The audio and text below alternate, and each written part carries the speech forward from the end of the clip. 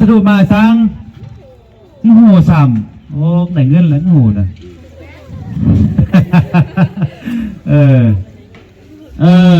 มันนี่สะดุมาเยี่ยมมายามมาทำข่าวลูกหลานบ้านนาซานเฮาเนาะแล้วก็แต่บ้านทุกบ้านที่มาอยู่ในนี้มาแต่บ้านฮัตเตอร์ก็มีเนาะเป็นไพ่มาแต่บ้านฮัตเตอร์ได้ยกมือขึ้นโอ้หาละฮัตเตอร์ครึ่งหนึ่งนาซานเดี๋ยวแอดเดียวหนึ่งแต่บ้านนาซานเอามีลูกหลานอะไรไปอยู่เวียงเมื่อไหร่หรือว่ามีหลังแค่มาเขาเฮนไหมน่ะเดี๋ยวนี้สะดวกกำลังถ่ายทำเอาลูกหลานเด้อตั้งใจไปแคนรอนได้โอเคเนาะถือว่าสะดวกมาเล่นบุญแล้วก็มาหันลูกหันหลานบ้านเฮาบ้านนาซานเฮาแล้วก็ใครมาอุมาลุ่มเนาะใครมาธรรมะเนี่ยเสร็จน้องศิลหาตัวนั้นใครมาต้องความหูความสมาของลูกของหลานเฮาเนาะแต่ลูกหลานเฮานี่มีความสมาธิมีความหูแต่ว่าขาดซะขาดผู้ผลักดันแม่นบ่ขาดผู้สนับสนุนบางคนก็ให้ห้องเพลงแต่มีตู่ไหมนะบางคนใช้ฟอนแต่ว่ามีอันนั้นเพลงเปิดถูกฟอนมีอันนั้นมีอันนี้เห็นบ่เดี๋ยวนี้แหละมันสะทูกับสะทูบนยิมให้มาสนับสนุนพวกลูกพวกหลานผลักดันฟืนหือขึ้นเกี่ยวกับวัฒนธรรมของหลือเฮาเนาะว่าของหลือของเล่าถึงเราสูงฝืดฟูขึ้นมาเนาะแต่มาต้องความผูกความสมาของลูกหลานว่าพวกลูกหลานนี่เฮ็ดได้บ่ไทยเฮ็ดได้บ่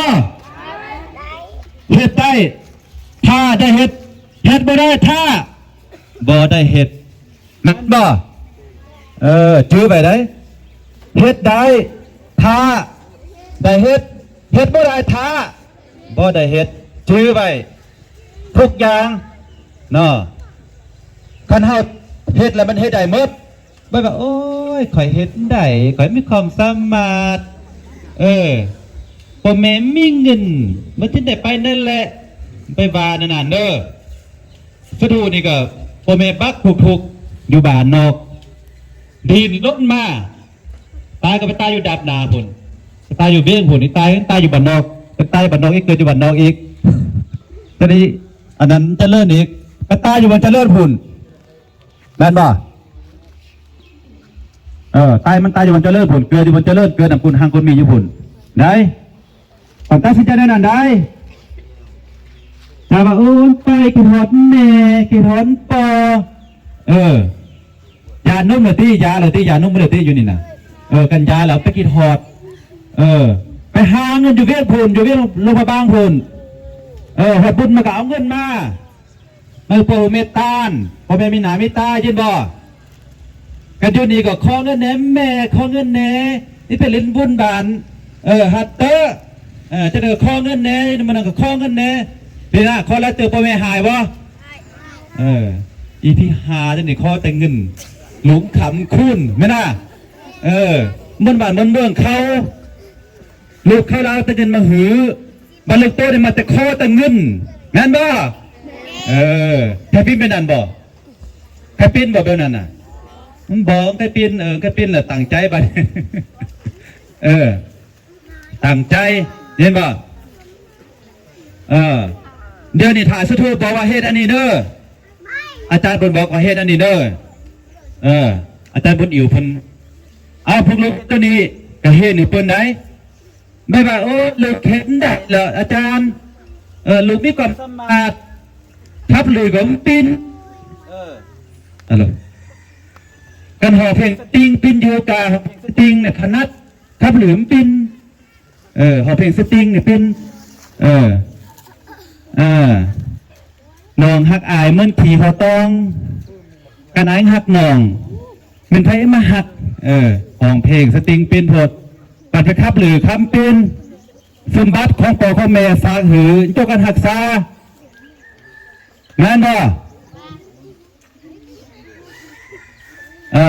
สมบัติตัวนี้ถ้าว่ามันนับไปแล้วมันมีคุณค่าได้6 ล้านได้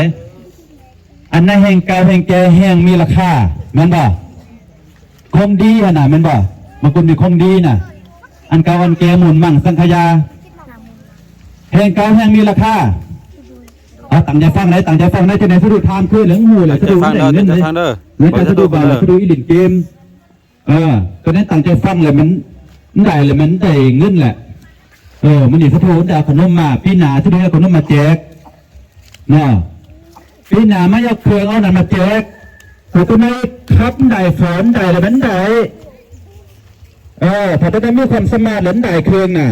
สะดุดแจกฟรีแบบแจกหรือสายแจกต้องแจกถึงมีคุณค่าก็ได้หือเจ้าแต่ต้องเอาความสมาร์ทมาแลกเอากันไม่ความสมาร์ทแล้วกันได้เนาะเพราะว่าทุกอย่างเขาได้มาโดยเฮาได้แห้งของฟรีบ่มีในโลกฮักเก่งอยู่นี่แต่บ้านเฮาก็เก่งอยู่นี่เนาะของฟรีมีในโลกงั้นป่ะก็เจอเขาขี่ลายโอ้ไปเฮ็ดเด็กอยู่หุ่นอยู่อันนั้นเมืองตุ่นผึ่งเดี๋ยวเงินพกกระลายเขาถ่ายไปเลยนะเขาเอาไปคังทางเงินเขาไหนเขาไฟฟ้าสดดูนี่นะทุกบ่ตอนนั้นไปเฮนำอนกรรมซาลือเนาะเขาต้องพอเมย์เขามีให้มีหน้าไหมล่ะเฮ็ดหน้าจะติ๊กกันมาพักหน้าก็อย่าหน้าดำเฮ็ดให้เฮ็ดหน้าการมาเฮาพักนี่เฮ็ดแล้วเลยไปลงไปเว้นก็ได้คนใจไม่ยิ่งก็ได้ไปจะเว้นพี่มิงเบียพักอะไรสะดุอีซอคือบนสะดุเฮ็ดเบรกน่ะสะดุเขากำต่อการคุณเฮ็ดเบรกบริษัทหักษากรมไทยน่ะเคยเฮ็ดอยู่บ่ลุงเครื่องมันตำรวจน่ะพี่ไผเคยเฮ็ดบ่ยังบ่มีอายุ18 ปีแล้วไปหาสะดุรถเอาบ่โทรหาสะดุอันนั้นก็เฮ็ดเบรกมาเบรกแล้วพี่ต้องเฮ็ด3เดือนไปมาหาเงินเนอะเห็นบ่ตอนนั้นแหละเดี๋ยวนี้สะดุให้พวกลูกเห็นเรื่องเกี่ยวกับใบพาหับสิ้นใบพาหับสิ้นแล้วก็เห็นเรื่องการสอนการคับเอาปีนี่เขายังมีตัวซอเตอร์แล้วเขาเอาคับนี่ก่อนแต่ละมือก็ได้ก็ห้องต้องใบพาหรือมันเก่งใบพาหรือมันเก่งเอาใบพาก็ได้หับสิ้นก็ได้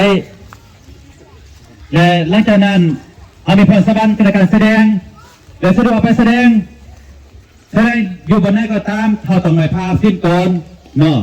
คนเราเขาบักหมักอันไอ้หน่อยใบพาสิ้นเขาบักหมักตัวนี้เป็นบอลปกลูกได้เงินได้คำได้ทุนการศึกษาเนอะคือปฏิบัติตามสะดวกแนะนำสะดวกแนะนำคือในครูและในครูให้มันแนะนำผู้ลูกต่อและผู้ลูกตองพากันเฮ็ดและจากนั้นสะดวกมายามสะดวกมาทำตัวนั้นมีความสามารถตัวนั้นให้เก่งเลี้ยได้รางวัลเนอะแต่ตัวนั้นกี่ขานเฮ็ดนี่เฮ็ดกันได้เข้าใจบ่ลาพัตเตอร์เขาหนีว่าภาษาดื้อเข้าใจอยู่ที่เข้าใจเยอะบ่พอเข้าใจเยอะเนาะแต่ลีเขาบอกภาษาลาวเข้าใจอยู่ที่เข้าใจเนาะสิบเอาลาวฮัตเตอร์หลายคนโพดเนาะไทยนาซาทมีแต่คนเดียวหนึ่งมีแต่น้อยเดียวหนึ่งเนาะฉะนั้นเลยให้ผู้ลูกผู้หลานอย่าไปเสือผู้เฒ่าว่าโอ้ยลูกเอ้ยอย่าเฮียนเถอะเฮียนจบมากับผมมีวิธีเหตุงานทำอย่ามาเตะขี้ฝุ่นก็ต้องเสือยินบ่ป่านเมืองมันสิเจริญก้าวหน้าเขาต้องการคนมีความรู้ถ้าผู้ลูกเฮียนจบมา7และไปสอบเฮียนวิชาชีพก่อไปเฮียนในนาสถูมีเงินก็ไปห้าวกะสรุปเฮียนอยู่เพียงสรุปก็ห้าเองเฮียนเองได้ของเงินพ่อแม่ไปเฮียนจักหน่อยสำน้ำนายดังเงินเอาเงินมาฝากให้พ่อแม่เฮ็ดเทือนอีกเห็นป่ะดูเวียมันมีบันเฮ็ดเวียก ถ้าเขาเฮียนตบวิชาชีพไปเฮียนอยู่เวียงตอนแรกเขาก็ไปให้เรียกตอนเช้าเขาก็ไปเฮียนสู้ซนเอาได้ถ้าจะเอาใส่พ่อเมย์นี่เขาสิได้เฮียนบ่ล่ะพ่อเมย์ให้นาจะเอาเงินแต่มาจ้างลูกจ้างเต้าเฮียนเขาต้องสู้ซนเองเข้าใจป่ะเข้าใจแล้วบ่เข้าใจบอกให้แห้งเลยกันมันมีคนไม่แห้งเนี่ยน่ะไปอาศัยตัวอื่นอาศัยเฮาพ่อแม่เลี้ยงเขามาย้ายแล้วเขามีครบแล้วเอาไปจะมาเขาครบแล้วเขาต้องใส่อวัยวะของเฮาให้เป็นประโยชน์เวลาไปแสดงไม่กี่อายเห็นป่ะคือสะดุดไทยโฮปนี่ก็เห็นเลย Hello How are you I love you ก็เห็นกันFrom Nasan Village I love you นั่นป่ะเล่ากันก็โอ้ยนาซานมีความสมาธิไหมนะอันนี้เขาทายรูปเลยปินนี้ใกล้เขากองบัลลังก์เบิร์นมาเปิดโทรศัพท์เล่นกูอยู่นั่นกองกูอยู่นั่นห่าแหละพูดขี้อายดิเนาะห่าแล้วทำไหนให้หันมาได้เพื่อบ่าวตัวเองบ่าวเวลาพูดไทยปินนี้แม่นบ่แม่นบ่ได้ที่ยกมือขึ้นแม่นบ่ได้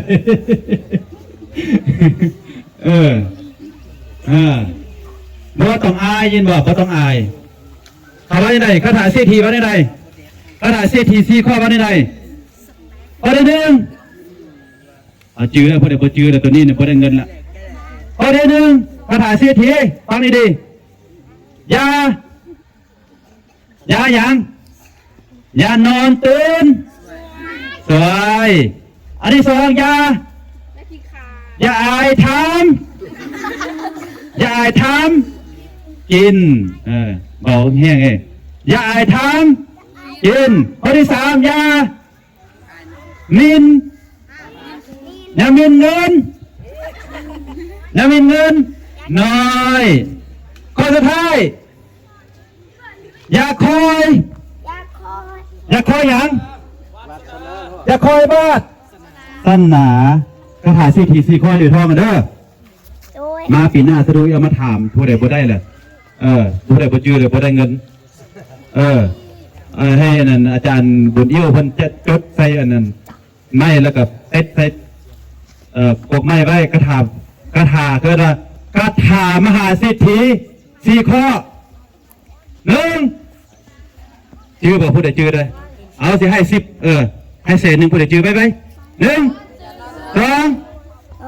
เอาขึ้นยกมือขึ้นไปสมมติมาเบ้าน่ะผู้นั้นบ่มาขึ้นมาไปได้แสน 1มื้อนี้น่ะเอาผู้ใดอย่านอนตื่นสวย4 ข้อให้มันได้หมดเอ้าอย่าคอยวาสนาเริ่มต้นไหม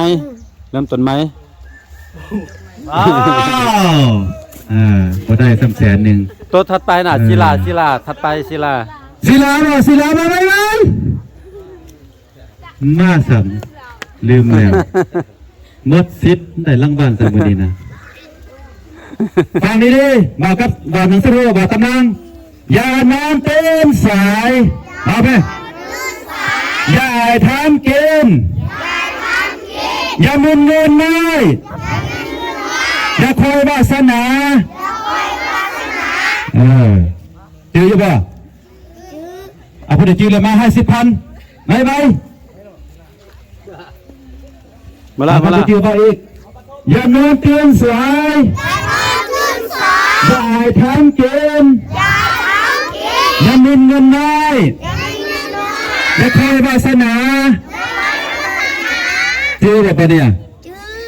นะขึ้นมาให้10,000ไปอย่านอนตาย อย่าอายทำกินอย่ามินกันหน่อย อยากมีเงินหน่อย อย่าคอยพัฒนา อยากโฆษณาอย่าคอยพัฒนา อยากคอยพัฒนา เริ่มขึ้นเริ่มขึ้น อย่าน้องตื่นสายอย่าอายทำกินอย่าหมิ่นเงินหน่อยอย่าคอยพัฒนา อย่านอนตื่นซอย อยากนอนตื่นสาย อย่าอายทำกิน อยากไอ้คำจริง อย่าอายทำกิน อยากไอ้ทำจริง อย่าหมิ่นเงินหน่อย มีเงินหน่อย อย่าคอยพัฒนา อยากคอยพัฒนา เออ เอาถุงมาพอหน่อยเอาถุงมาไปเอาเห็นรางวัลตบมือได้ตบมือได้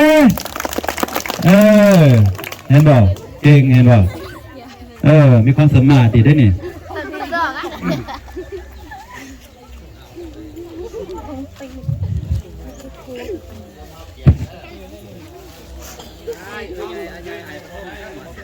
โอ้ยบ่แพ้ปฐมแต่ปฐมเอาไปกินซะบัดนี้ตายเจอบ่เจอ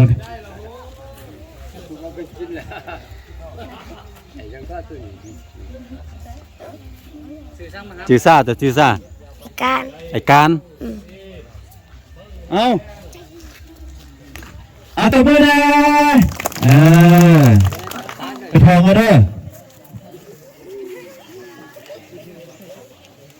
เอาเริ่มคืนอีก1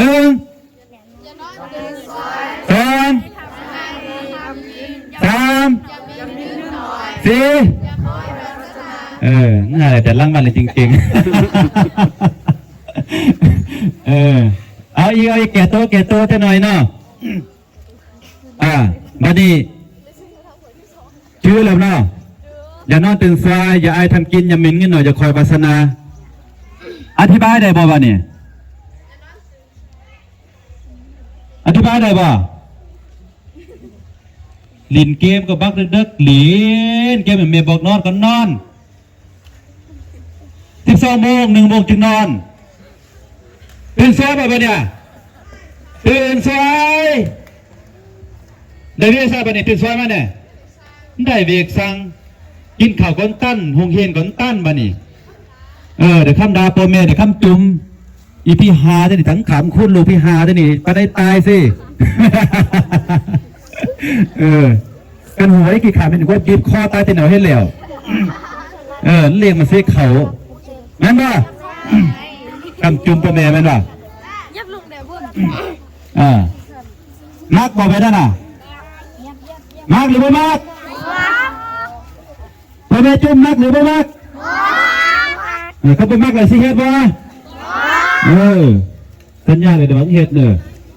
ตอนนี้เฮ็ดเลยระวังพี่ป๊าบไปเล่นเกมมาคืนเรียนหนังสือพ่อแม่ว่าก่อนฟังหายพ่อแม่คืนอีกแต่มันจังพ่อแม่นี่นะบาลำลิลำไล่บานบ่าวมันเศร้าจักโตอีปลายลายให้เกินคนปลายไปอยู่เวียนไปเฮ็ดเวกอยู่เวียนมานี่ไปเจออันนั้นสะดวกกันน่ะสะดวกเป็นหัวหน้าคุมพี่เฮ็ดเวกขี้ขานขึ้นนอนขึ้นรับน่ะสะดวกกับบอกใส่กดไปตัดเงินรับตลอดเข้ามาตักมาเตือนตลอดเข้ามาตลอดก็ซาลาเบฟเกตออกเวกไปติดบุญดีป่ะเนี่ยอันนี้บาลงจริงได้สะดวกบาลงจริงได้นี่นะไปติดบุญดีไปเดี๋ยวไปกินยามาไปกินเหล้ากินด้วยไปหลักเข้าเนี่ยเขาจับแม่นบ่ไปเข้าคุกโทรมาหาเมย์โทรมาหาโปให้โทรมาโอเมย์ก็มีเงินไปไทยอ่ะบ่เข้าไปไทยสาวหลานมีเงินขายเขาคนป้อสาวหลานเป็นยังไงบ้างเนี่ยอยู่ในคุกก็ว่าผู้ได้เกยเข้าคุกยกมือขึ้นยังต้นเกยเนาะซาตัวอดุมือเดซายังต้นมีคนเคยเข้าคุก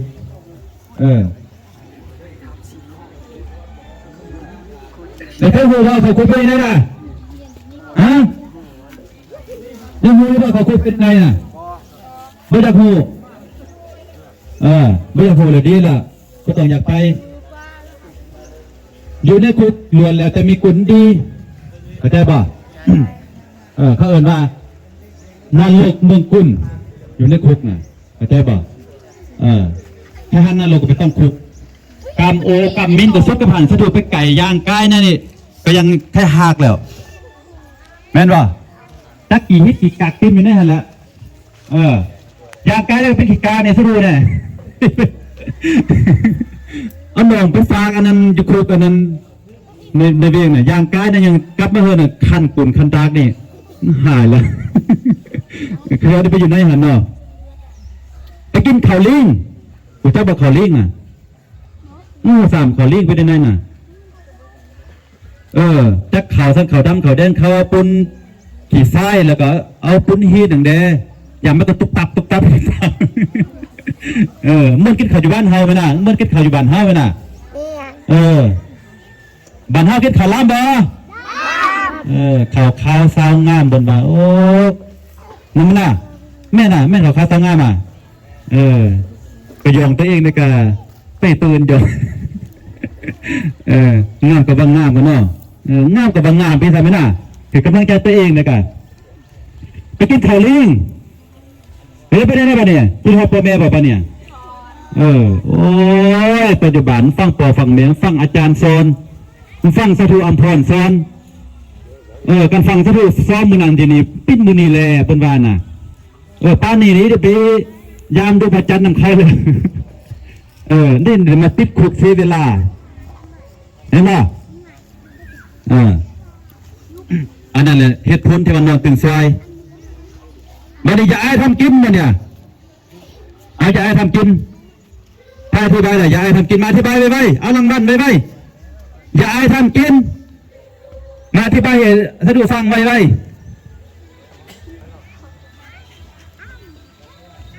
เอาหน่อยสะดุเป็นทายหุบเป็นเอาไปลงเฟซบุ๊กกับอายไม่ใช่ขัดต่อ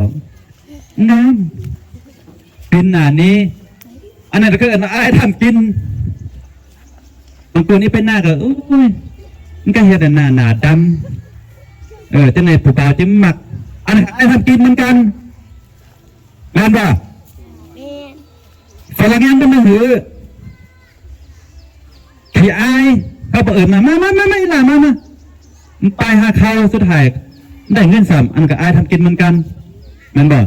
มีละลายแนวอายน่ะทำอะไรเนยอีได้เงินอีได้ดีแล้วเขาอายน่ะก็มาอายทำกินเนาะอย่ามีเงินน้อยพระเดชที่บ้านอย่ามีเงินน้อยเลยอย่ามีเงินน้อยอย่าลังมันหือมาศิลามาพี่ลุงเอามาที่ไปอย่ามีเงินน้อยลูกจับไม่อย่ามีเงินหน่อยแมนเอาถาดูถูกเงินหน่อยเงินย่อยต้องกันบาที่ใจเลยอีกหลายกันบาที่ใจเลยอีกหน่อยอธิบายไปแต่ละ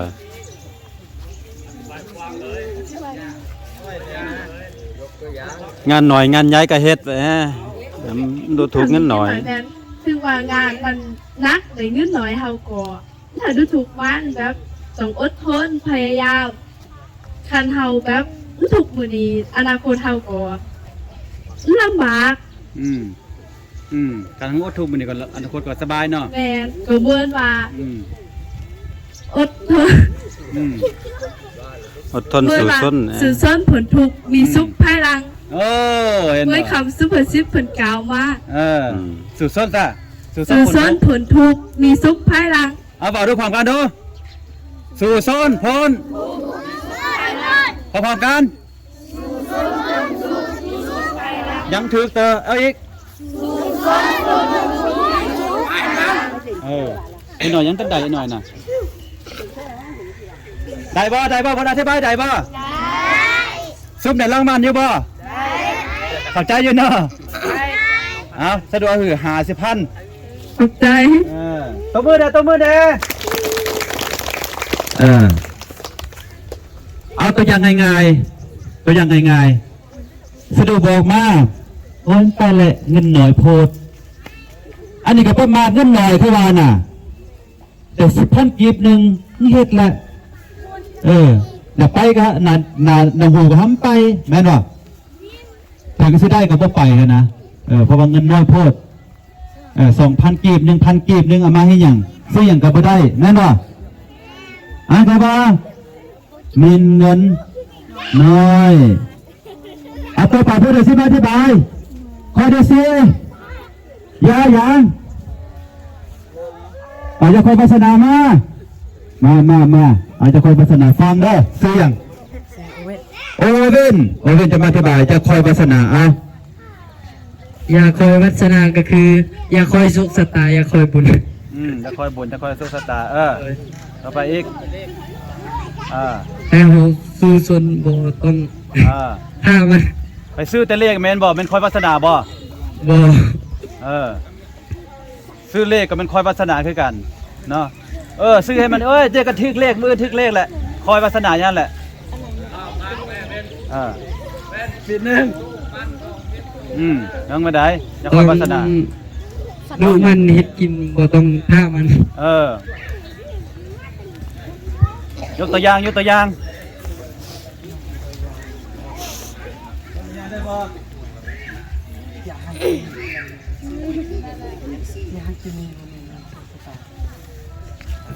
ดูมันขันแข็ง ตัวอย่าง สู้สนอดทน ตัวอย่างครับสุภาษิตที่ว่าจะหากจะมีบ่แม่นยอดสู้สตา เอาอีกคำสุภาษิต คนเฮาจะหากจะมีบ่แม่นยอดสู้สตา แม่นยังล่ะบัดนี้ ความดุมันอดทนของเฮา เอาว่าพร้อมๆกันคนเฮาจะหังจะมี บ่แม่นยอดสู้สตา ต้องดุมันขยันขันแข็งได้บ่โอเป็นว่าโอเคบ่เชื่อใจบ่กดไลค์ดูกดไลค์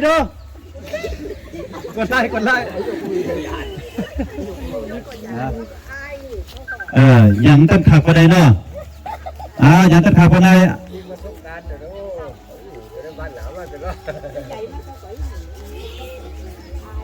สาพันตัวมือแดงได้ป่ะบัดเนี่ยเจออยู่ป่ะเอาคืนอีกสุภาษิตของเศรษฐีคนที่หนึ่งอย่าคนที่สองอย่าอายทำกิน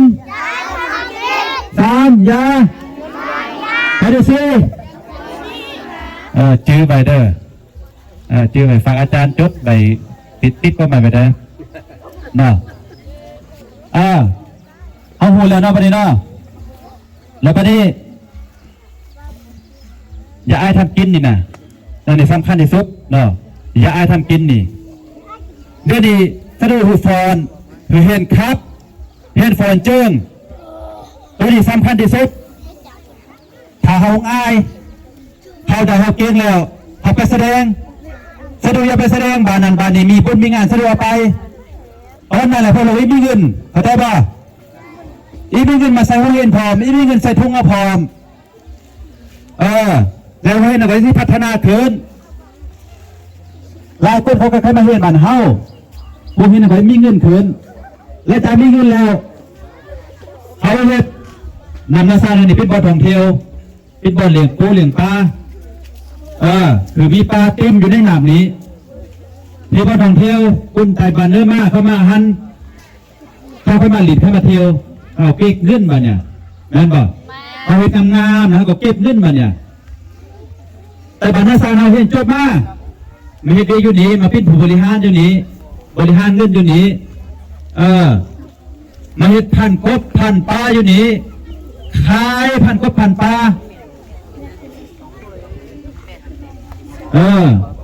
แนะนำต่อมีแนะนำต่อมีเนี่ยสลับขึ้นเลยปะเนี่ยย่ามีเฮาดีป่ะแนะนำมด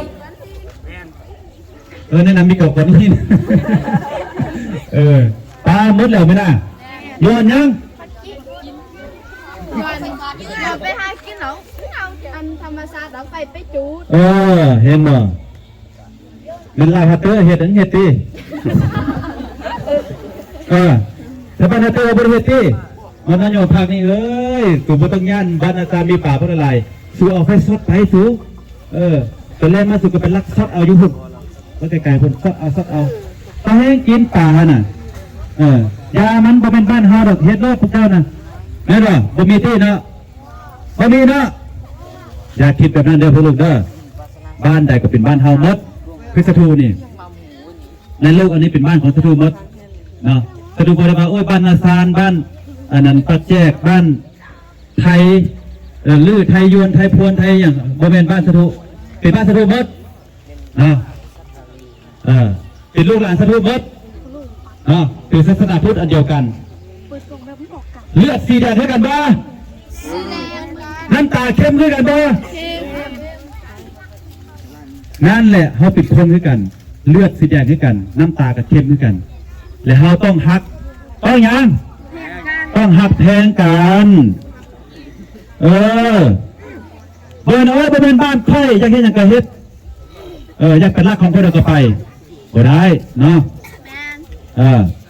เพราะนั่นแหละอยากรักษาธรรมชาติเขาต้องหูจักยังหูจักนำไส้ให้เป็นหูจักรักษาเนาะ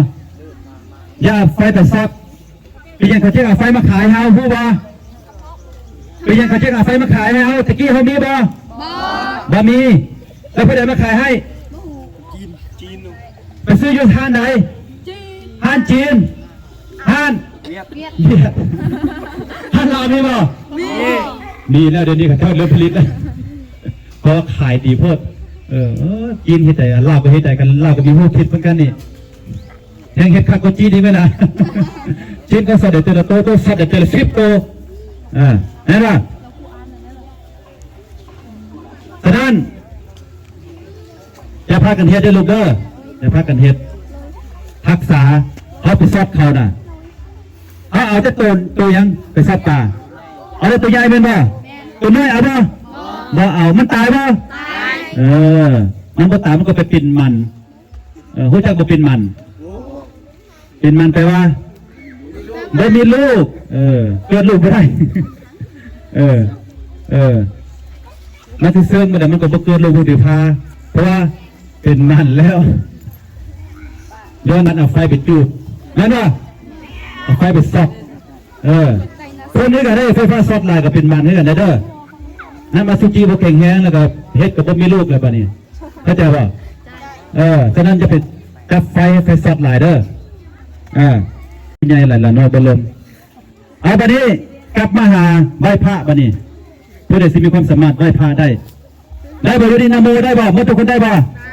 เอาไปพร้อมกันมาดูนะโมพร้อมกัน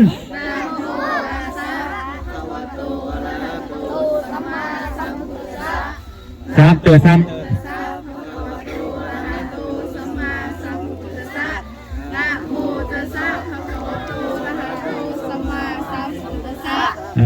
ัวนี่ดูพุทธังด้วยแต่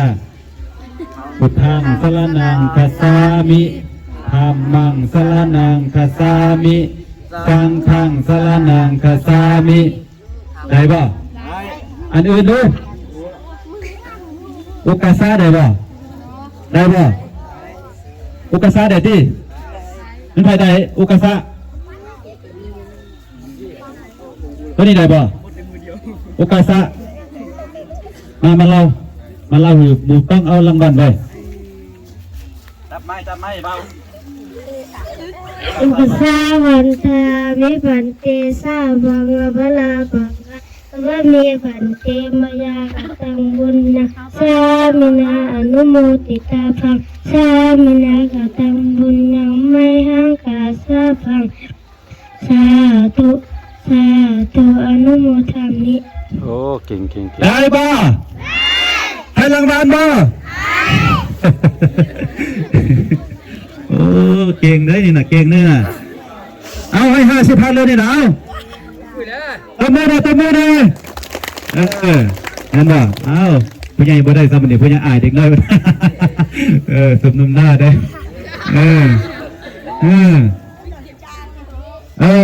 พากันเฮียนได้พี่เด้อพากันเฮียนไม่พระหับศีลให้มันได้เนาะเวลาเราไปแสดงทุกครั้งเราต้องได้พาศีลก่อนแล้วจึงแสดงไม่พาศีลปุ๊บนั่งสมาธิ นั่งสมาธิให้ที่ใจเข้มแข็งให้ที่ใจเขาแบบบ่หวั่นไหวเวลาแสดงมันจะออกมางามเข้าใจบ่ถ้าว่าที่ใจเขาไปเข้มแข็งนะยังอายไปฟ้อนกับฟ้อนแต่ว่าฟ้อนแบบที่อายนะมือมาเฮ็ดกล้องกับฟ้อนกับเป็นหน้าหนีแม่นบ่มือมาไทยก็ต้องยิ้มใช่เลยแต่เป็นหน้าหนีจังไดโชว์ความงามตัวเองใช่เลยว่ะมีแค่นั้นก็บ่อีกแค่ข่าวบ่แค่ข่าวบ่ดิมีแค่เบิ่งรถนะโอเคป่ะฉะนั้น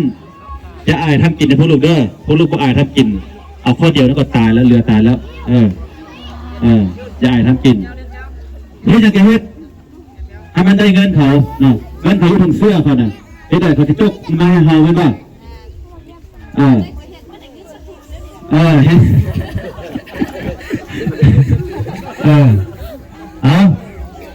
ไม่พยายามได้เงินอีกมาแสดงความสามารถให้สะดุ้งเบิ้งคือแสดงอย่าง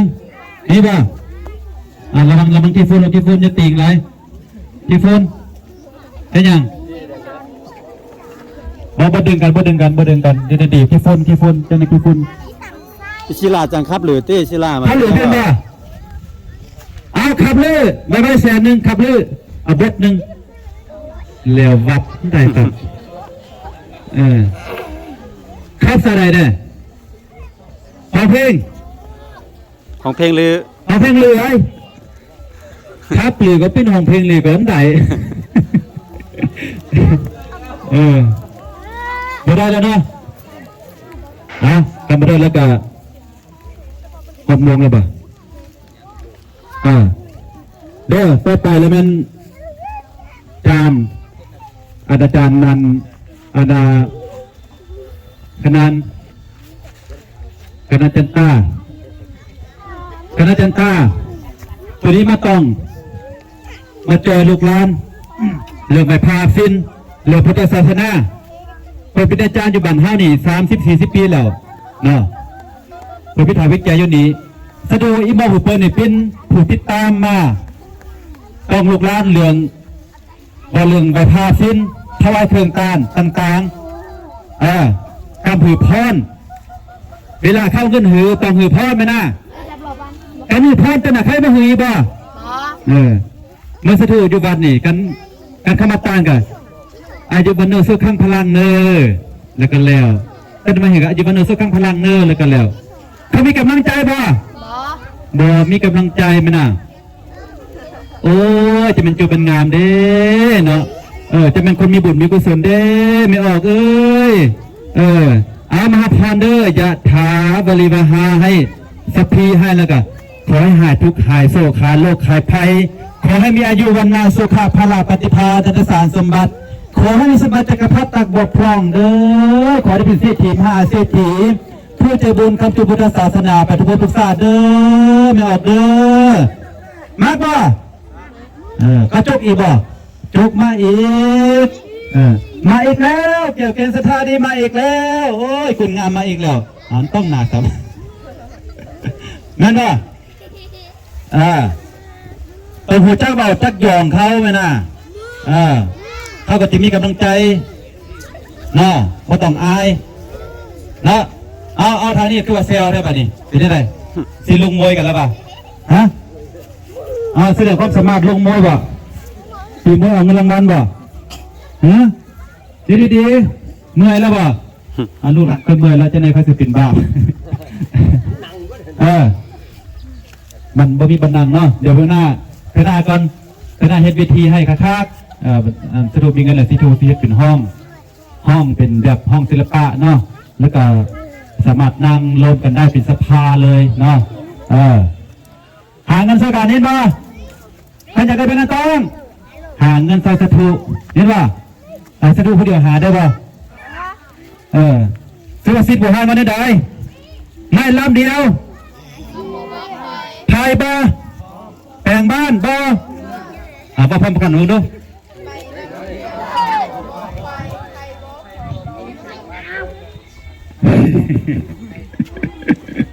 ดอกกันเถือก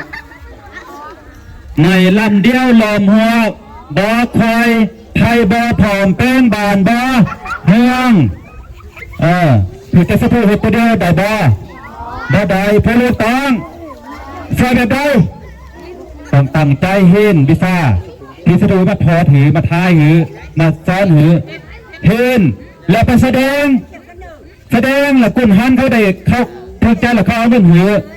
ถ้าเติร์กับเฮียนได้คือกันเด้ออาจารย์เด้อเพื่อได้มีความสามารถเฮียนไม่ทุกคนเป็นในทบานอาสานถ้าเติร์ก็สามารถเฮียนได้เห็นบ่ถ้าเติร์เขาน่ะเฮียนได้คือกันหมดทุกคนสาวเป็นพอเฮียนได้หมดเพื่อได้มีความสามารถนี้อยากเฮียนสอนให้ทุกคนนะเพื่อได้กิ้งเพื่อนั้นไม่ต้องมาเอาลูกเอาลานเส้นอาสาบ่เอาสรุปบ่เอาไปนั่นน่ะเห็นบ่ถ้าใจอยู่บ่ท่านนี้ก็แฟนเก่าแฟนใหม่อยู่ฮะแฟนเก่าบ่เราต่อแฟนใหม่ว่ะฮะแฟนเก่าบ่เราใจต่อแฟนใหม่อนุญาตถือก็เจ้านั่งยองๆได้บ่ นั่งได้นั่งย่อ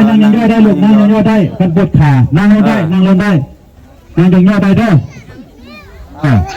ท่านนั่งกันนั่งนั่งกันมัดท่านยืนก็ยืนนั่งกันมันจริงงามนั่งนั่งย่อได้ลูกโอ้ยคนน่ะนั่งใครในจึงเห็นความรอของกระดูกน่ะดีเมื่อกี้บ่เห็นความรอนั่นว่ะนะกระดูว่ามันนี่เข้าใจอยู่บ่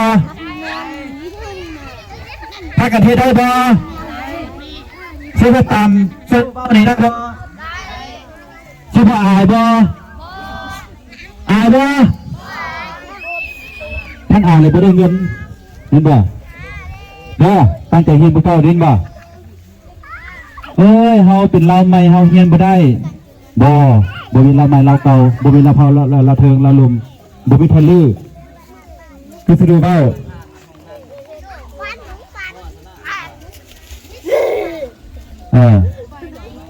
เอาเกือบห้องนั่งก็ได้เนาะเกือบห้องนั่งก็ได้เด้อ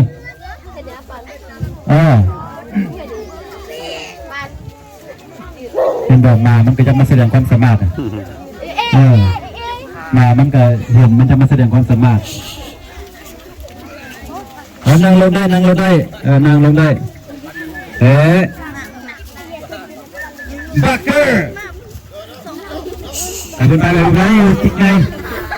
มามันจะมาลิ้นนะมันแสดงมามันแสดงตัวนี้มามันจะได้เงินเท่านี้นะมันระบบเลขเท่านี้นะตามตัวเอาพอสิโจไปทองน้ำโมพบกับสามเพื่อทองน้ำโมพบกันมึงดูเพื่อจะทองน้ำโมยกมือขึ้นรับตายกมือขึ้นแล้วก็รับตาไม่ต้องไม่ต้องเบิ่งพนั้นไม่ต้องเบิ่งพนี้เดี๋ยวจะถูกเป็นทางหุบเอาน้ำโมพร้อมการผ่านโต๊ะเอาให้ศิลาเป็นผู้นำพาเอาอีมินากันละอีมินาสักกะเรนาละใบผ้าก็เอาแต่น้ำโมเอาแต่น้ำโมพร้อมๆกันไปน้ำโม3เจอ1 2 3นะโมตัสสะภะคะวะโตอะระหะโตสัมมาสัมพุทธัสสะนะโมตัสสะภะคะวะโตอะระหะโตสัมมาสัมพุทธัสสะนะโมตัสสะภะคะวะโตอะระหะโตสัมมาสัมพุทธัสสะ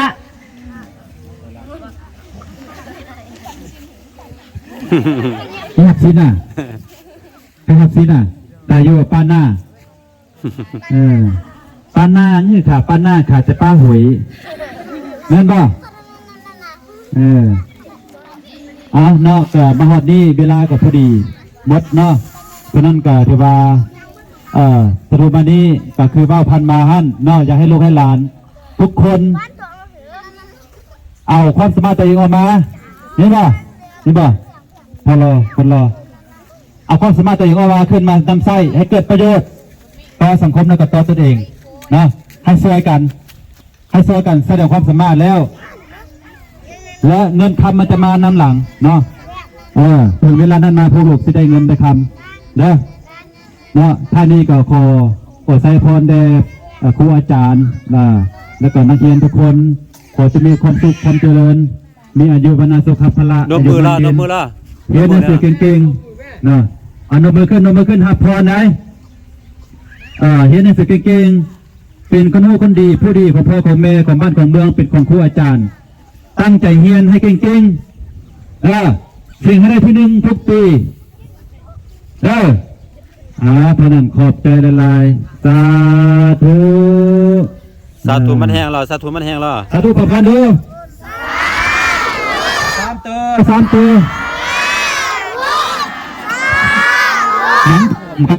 ร้อมกันเตะเอาพร้อมกันได้สามตัวพร้อมกันได้1 2 3